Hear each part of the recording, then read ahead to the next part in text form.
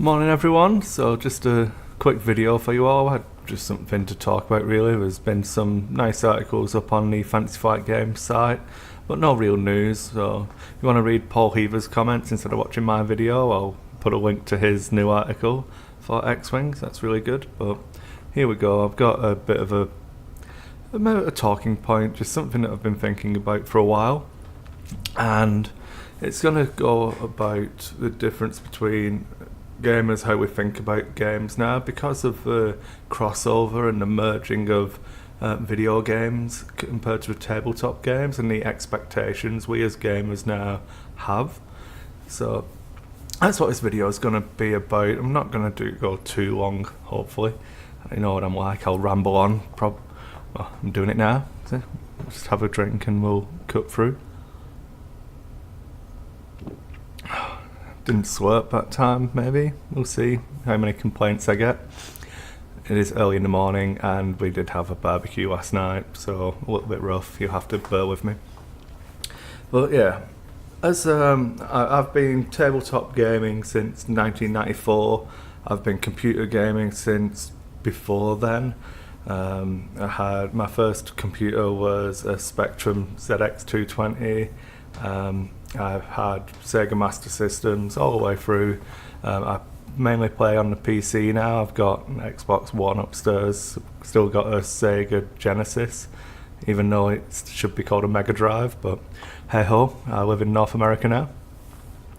And just it's mainly an influx from PC gaming that is going to be the main focal point of this video, and that is talking about the patches that we have on video games now and how they force an expectation onto us as tabletop players that things should be fixable.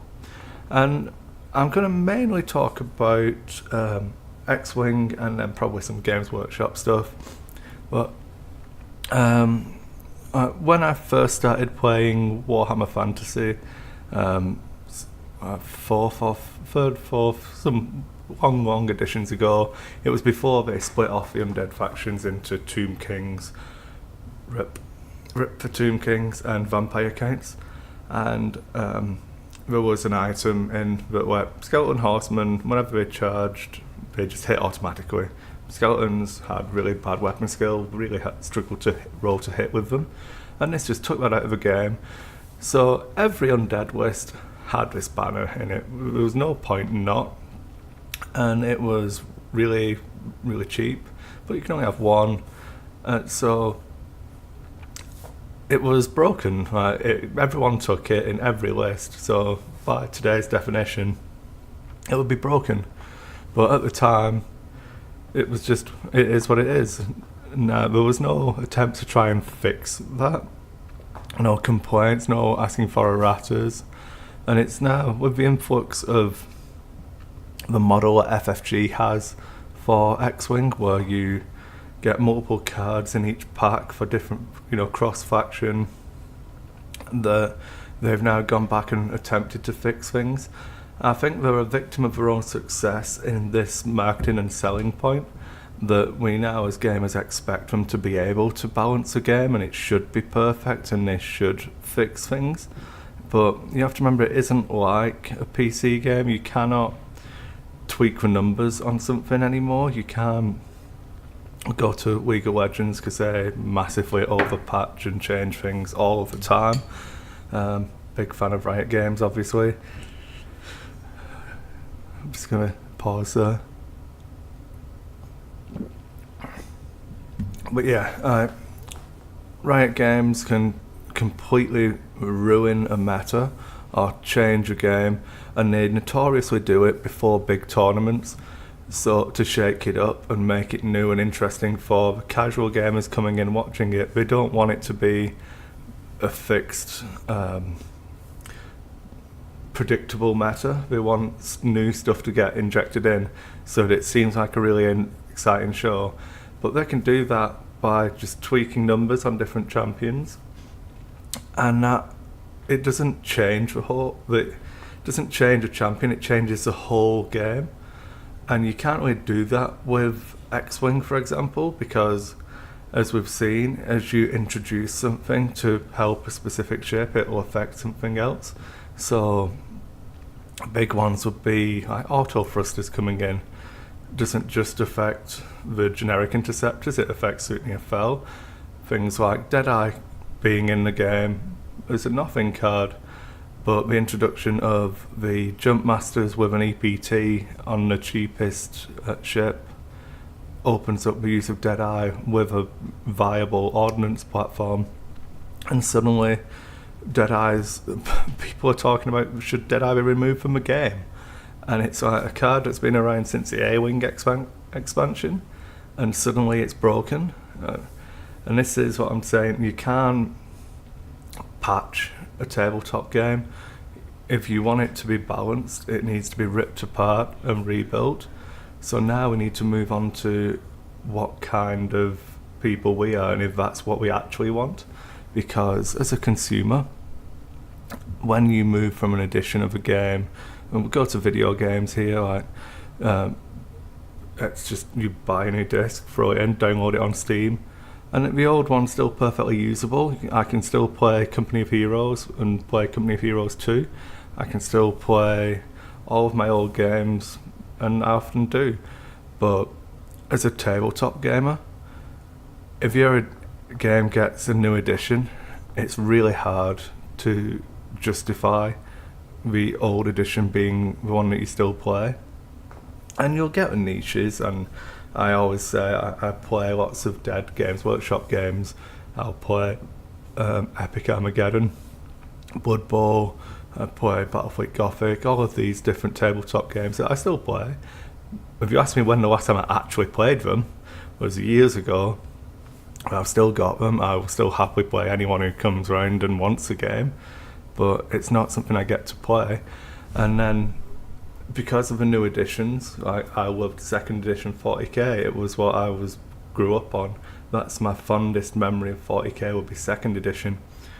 But people hated it. The third edition change was brilliant for some people. The move from third to fourth was a good one. Now we're on 7th edition 40k. It makes me feel old. And you couldn't go back and play second edition now. But each iteration, it gets ripped apart and rebuilt with the hope of, I'm sure they'd set out with that hope of it being a better game within that rule set. And in my opinion, I feel like X-Wing is ready for that now.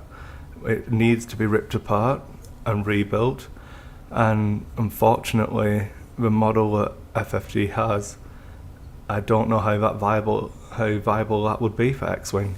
Like, can you imagine how you would feel if suddenly they invalidated all the ships but stuck with the mantra of not doing a card pack? Can you imagine not being able to use any of your ships? And it's designed in such a way that, yeah, you can add in extra rules, like when modifications came out with the Falcon and Slave 1, as did the boost action.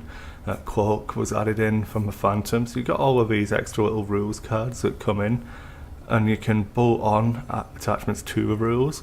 But changing the core rule set isn't going to help balance the game in any way. There's little tweaks you could make, like we could have changed how ordnance work and how ranged bonuses work, for example, but there's nothing drastic you can do within the rule set that leaves the ships as they currently are in that packaging intact. So something's got to give. I often say that I feel like X-Wing's becoming quite a bloated game now, that it's suffering under its own success. Going into Wave 10 has been announced, we're waiting for that, and there's a lot of ships, there's a lot of stuff that balances across faction, and I don't know what they're going to do. I feel like they need to do something for the long-term health of the game, because X-Wing is already at the point where most other war games would have gone through a second edition. I was hopeful that the Force Awakens core set would have been an official second edition, but it was just a tidy up. And I don't know if we're ready for that again. I don't feel like it will help much. but it's that expectation that it needs to be balanced, and it needs to be perfectly balanced, and trying to weigh it up against the sacrifice you need to make for that to happen. If you're ready for that to happen, if you're willing to rebuy 50% of your X-Wing collection, brilliant, let's do it. But if you are going to complain about a balancing that would happen, and then for the good of a game, you still whine about it and not want to do it, then you can't really whine about balance at the moment. You've got to take it all or nothing. It isn't a PC game where you just wait for the downloader to patch it and then move on. It's a drastic step that personally I'm ready for. I'd happily, not happily, but if it means I've got to throw away half of my collection and start again for a better, more solid game, brilliant. But I don't think everyone else is there yet. So, thanks guys.